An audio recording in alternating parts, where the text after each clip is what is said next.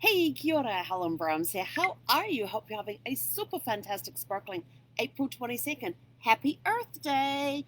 Did you know that it was 1970 when the first Earth Day was celebrated? And it was founded by Gaylord Nelson. So, are you a relative of Gaylord Nelson? Have you checked your family history to find out? Do you have any Nelsons in your family tree? These are all sorts of questions that we like to ask ourselves when we're going through history and finding events and people and going, wow, that's really cool. And you go learn more about it.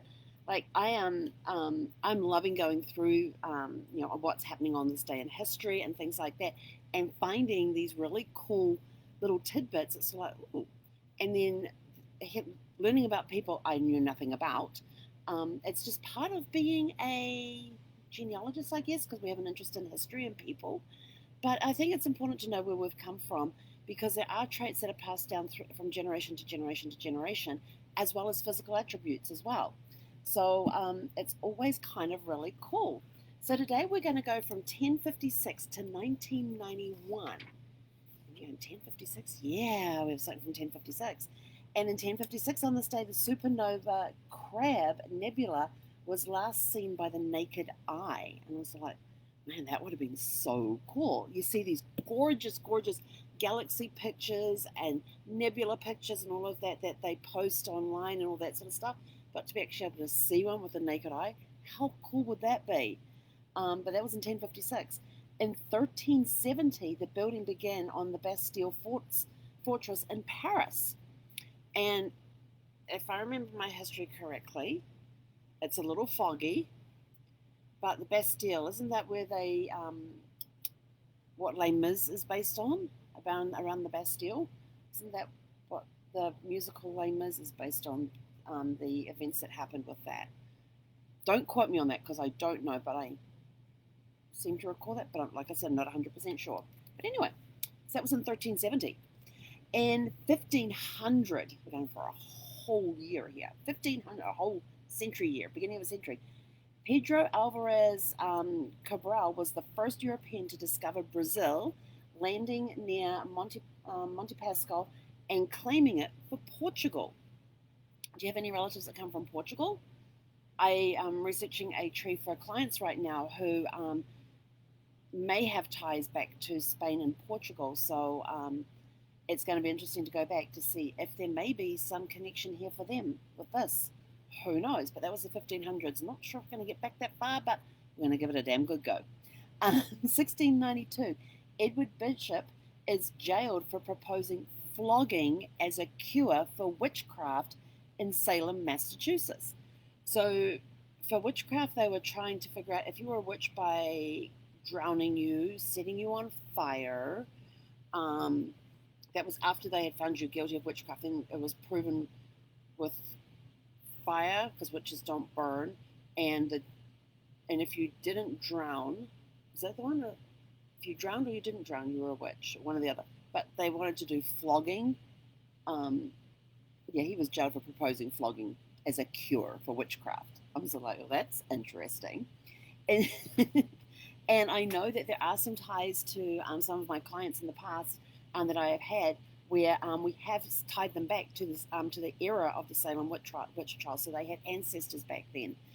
So I kind of learned a little bit about the Salem witch trials because I had clients who we could trace their genealogy back that far. So it was very interesting.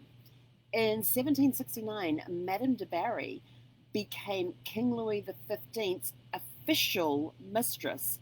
I'm like, they had official mistresses back then.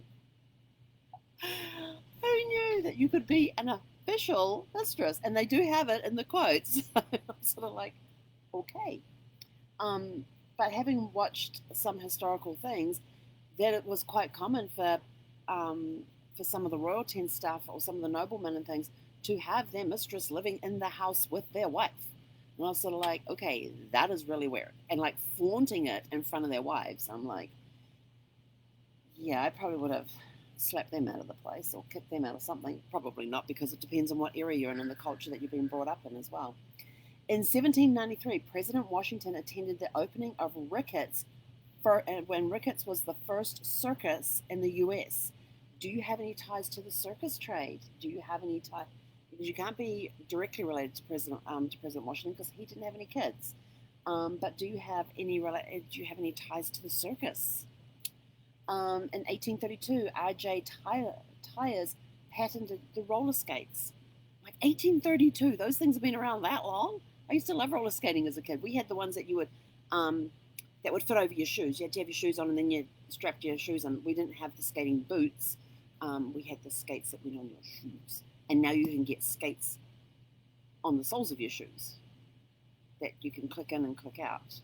Interesting how fast skates have come. But yes, 1832. In 1838, and I was excited about this one, English steamship Sirius docked in New York City after crossing the Atlantic on the first transatlantic steam passenger service.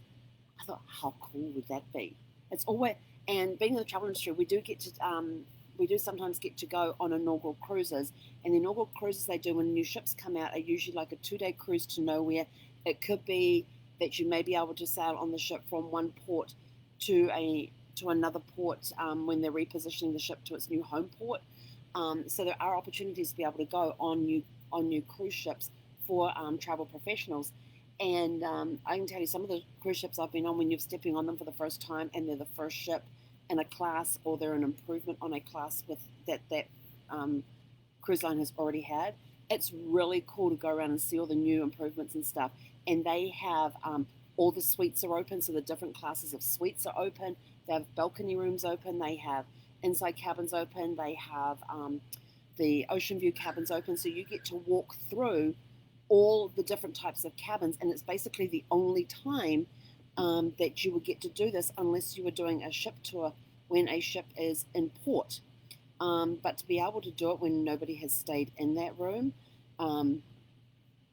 is really cool, because you get to wander, like on the Royal Caribbean on the Oasis class ships. We've been up into the Royal Loft Suite, which is amazing because downstairs you got a bedroom and a bathroom down there. This huge living dining area, these amazing balcony areas. Then you go upstairs and there's a loft bedroom up there with a massive bathroom. I'm talking massive. It's got a tub that could definitely fit 2 people in there, maybe 3 or 4. You could have a party in the bathtub. And then they've got this massive walk-in shower there where you could have several people in the shower.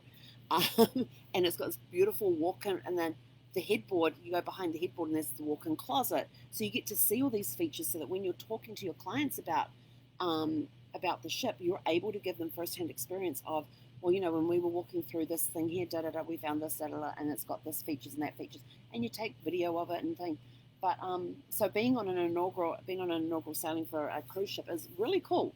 So just a little other tidbit for you. In 1864, the U.S. minted the 2-cent coin, and it was the first time that the appearance of "In God We Trust" appeared on U.S. domination, on any new U.S. currency. On this day in 1876, Tchaikovsky completed his ballet Swan Lake. Have you seen the ballet? Do you have any ballerinas in your family tree? I love the dance. I love dance. I love going and watching the ballet. And I saw the Russian, the Bolshoi Ballet from Russia perform. They actually did this compilation of different ballets, and so they did a portion of Swan Lake, they did a portion of Capalia, they did a portion of, there was about 6 or 7 different ballets that were combined into this one performance, that they did different scenes from these different ballets. It was amazing. It was pretty cool to go see the Bolshoi Ballet, and then to watch the Royal New Zealand Ballet. I did Capalia with, was it Capalia? Yeah, Capalia with that one. I just love the ballet.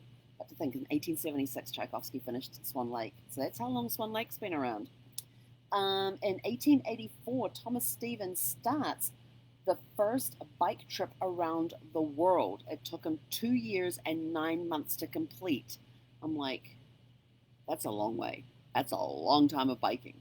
And yet I have met at rest areas guys who will be cycling along, and some of them are on a world trip. Some of them are just cycling across the US. And some of them are just sort of like, oh, just thought we'll go for a bike ride. And I'm sort of like, okay, well, how far are you going? And they say, oh, we started in Cleveland. And I'm like, one guy said, oh, I started in Cleveland and came down to the 10, and now I'm going along the 10. And I'm like, okay. And I said, where are you going to end up? He said, oh, back in Cleveland. I said, when? He goes, at some point. He had no timetable on it. In 1903, the American Powerboat Association was formed. And I was like, that's really cool. And I remember my great uncle had a connection with powerboats. Him and his son used, him and his, one or two of his sons used to race powerboats in New Zealand. And they had the jet engines and stuff, and they were all involved with the ones that had the jet engines on them. Um, and some of those jet engines go in very shallow. And the jet engine was invented by a New Zealander, where it has the water pushed through the engine to help move you along, and there was the jet propulsion engines, and that's quite interesting how they work. But so I do have a tie to powerboats through my great uncle and his sons that used to race them. So it's quite an interesting history, but not the American powerboats back in New Zealand. So, do you have a connection to a powerboat association of some sort? In 1934, the U.S. Division of Investigation, that later became the FBI, was under Melvin Purvis, botched an operation to capture the John Dillinger gang at Little Bohemia Lodge in my handwriting's getting really bad. Manitowish waters in Wisconsin, and they had 2 dead and 4 injured. And I'm like, okay, they botched the operation to capture. Does that mean they didn't capture him? So I'm going to have to go research that. But do you have any ties to any law enforcement agencies like the FBI, the federal enforcement agencies like the FBI? Do you have any ties back to any gangsters or mobsters? In 1969, the first human eye transplant was performed. Like, they transplant eyeballs? That was a new one on me. I did not know about that. Should have. And of course, we mentioned at the beginning in 1970, today was the first Earth Day celebrated and was founded by Gaylord Nelson. So happy Earth Day for everybody.